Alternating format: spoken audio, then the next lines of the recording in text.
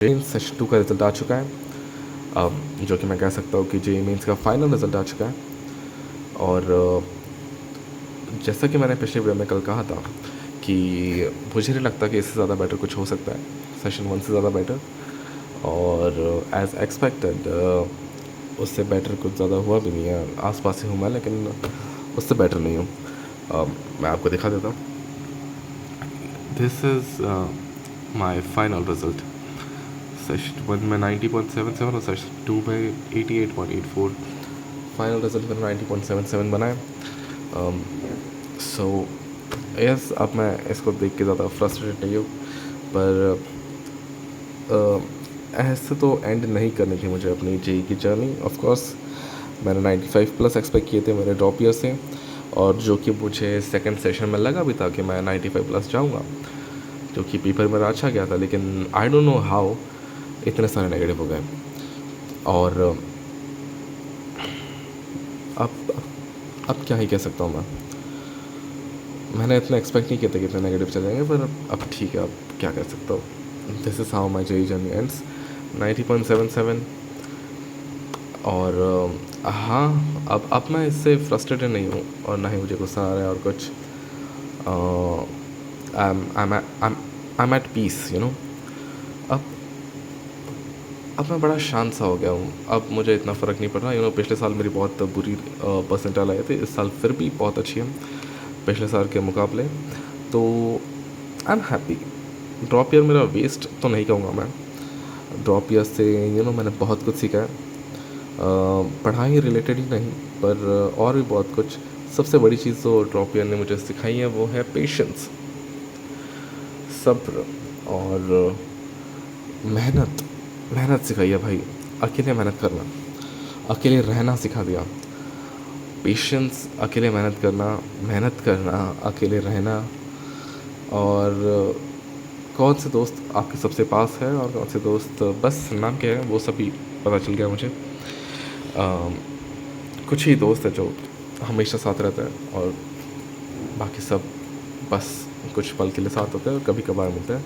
लेकिन कुछ दोस्त होते हैं जो हमेशा साथ रहते हैं और जो समझते हैं कि आप क्या बोलूँ।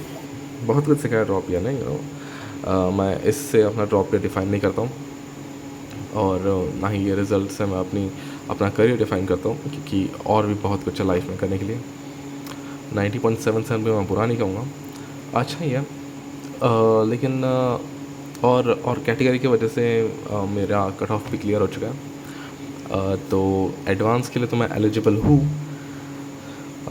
But I am not that focusing on advance right now, क्योंकि 20 दिन में सीईटी और एडवांस के ऊपर फोकस करके भी मुझे लगता है कि ज़्यादा से ज़्यादा कुछ नहीं हो पाएगा उसमें भी ऐसा ही कुछ हाल होगा मेरा एडवांस में, जिससे मैं ना एक ढंग की कॉलेज ले पाऊँगा ना कुछ।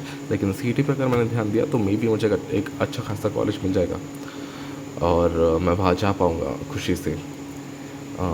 एडवांस को मैं देखूँगा सीईटी होने के बाद, जितनी मैं ताकत लगा सकता हूँ एडवांस के लिए उतनी लगा दूँगा। मुझे पता है उससे होने कुछ नहीं वाला है, लेकिन मैं 1 महीना और मेहनत करने के लिए तैयार हूँ।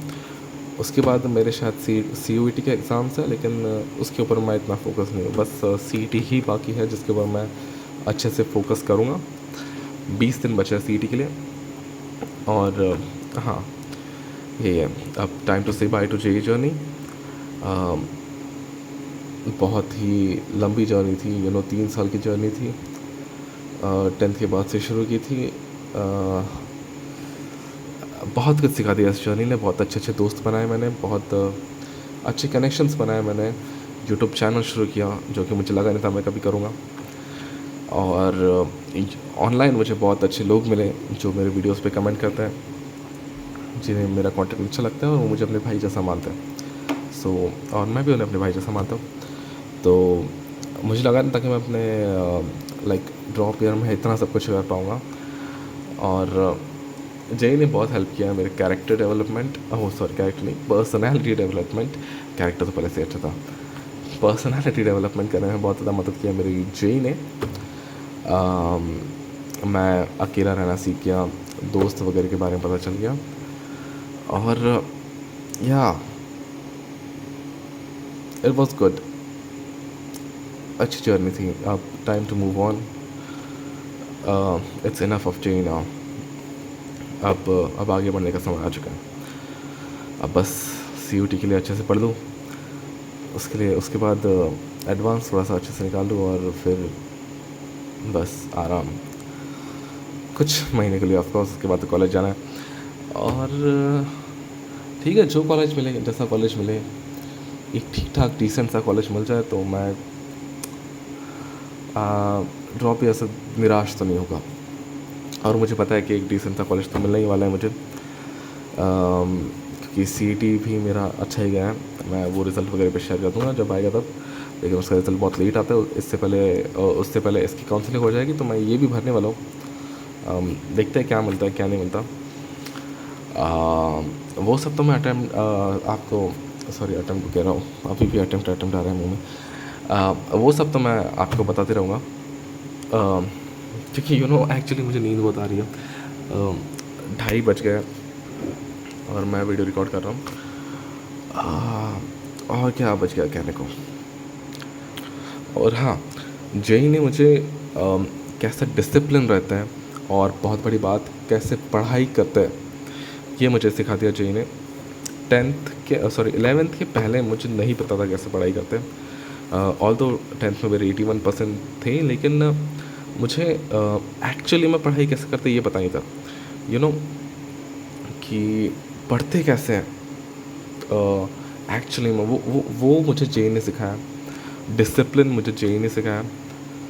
तो मैं जेई को थैंक यू कहना चाहूँगा कि बहुत कुछ सिखा दिया मुझे, और एक बेटर पर्सन बना दिया मुझे जेई ने.